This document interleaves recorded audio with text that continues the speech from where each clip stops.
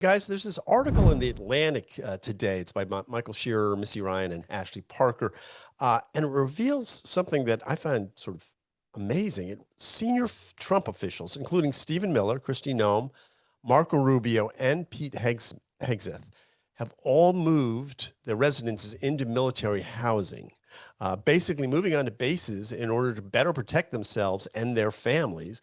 Carl, this is reportedly in the wake of the murder of Charlie Kirk. What does this say about the state of our politics, and what do you make of this? It's pretty extraordinary. Yeah, my guess is this may have even predated Charlie Kirk. The story opens with a vignette here in Arlington, where I live, of Stephen Miller's wife coming out of her house and confronted by a stranger who threatened her. In Arlington, Virginia. Well, that's, there was somebody sentenced to prison for coming from California to harm Brett Kavanaugh. It wasn't just Charlie Kirk. The Atlantic said this is a grim reminder of how polarized our politics are, but that's a little bit of both siderism, because these threats come from the left, and so does this violent rhetoric, extreme rhetoric, harsh rhetoric, not violent rhetoric. That's not quite right, but aimed at Trump and his administration. And the Democratic Party I think the Democratic Party has a problem here.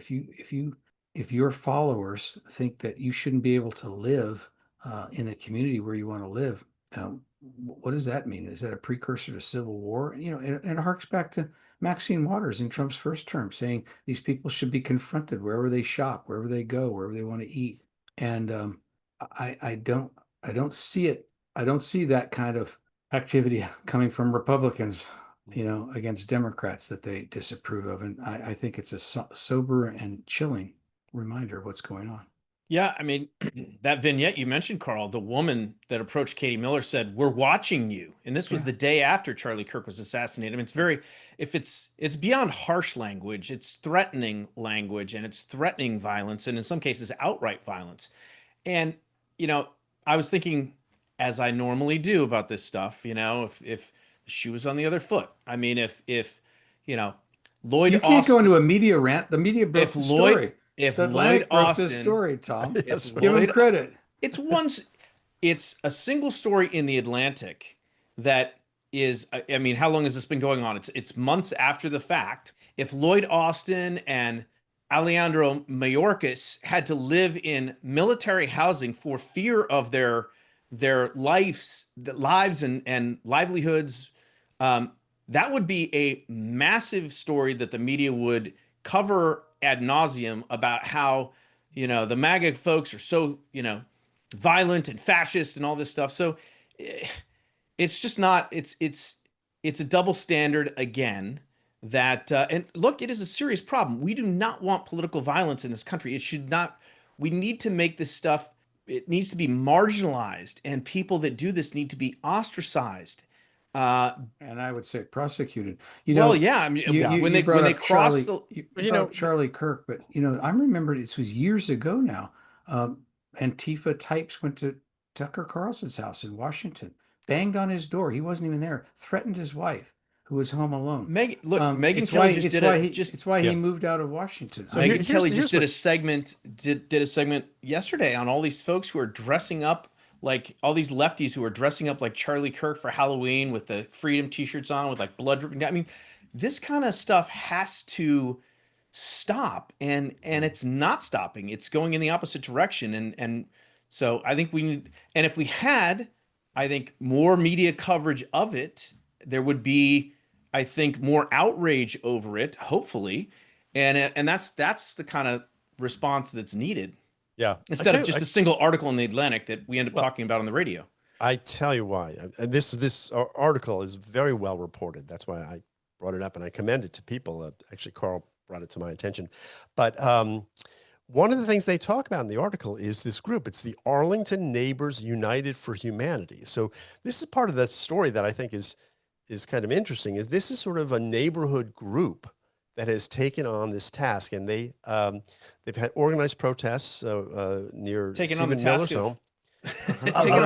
Yes, threatening people. Public officials. Here's an that's good. Instagram post from them. So they've organized these protests near Stephen Miller's home and Russ Vought's home, the OMB head.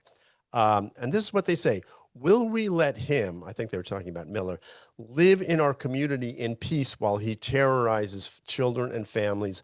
Not a chance. Carl, you're from Arlington. Does that sound like your neighbors? I mean, it just sounds, I can't imagine homeowners, responsible homeowners, acting this way towards, fellow homeowners, especially around Washington, where, if you live around Washington, and I lived there for 20 years, you see people who work in the administration at in Georgetown, you see them, out shopping. I mean, it is a city that is filled with sort of officials, and they come and go, and generally they're accepted because they're living there for a while, and they're doing the job that everyone is involved in Washington. Well, I agree with you, Andy, but things are changing in this country. They're changing in Arlington. They're changing all over the place. You see those signs, those virtue signaling signs, hate has no home here. And all the slogans, there's no such thing as an illegal person. And all, we like, Muslims, we like Jews, we like gays. Yep. They don't like Republicans. That's what's always missing from those signs. Right.